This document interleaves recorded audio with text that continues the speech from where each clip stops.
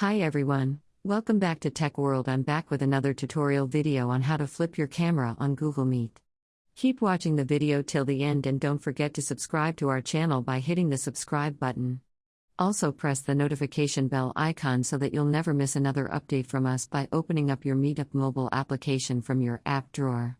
And once you are in, go ahead and joining a video call or start a meeting soon after. Inside the video call, you'll be able to see that your camera has been popping out in the display at the bottom right corner as it appears on the screen. By default, the camera will be used as a selfie camera.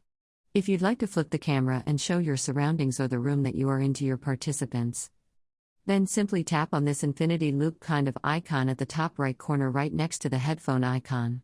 And sooner to do that, you'll be able to flip your camera as you can see it on the display.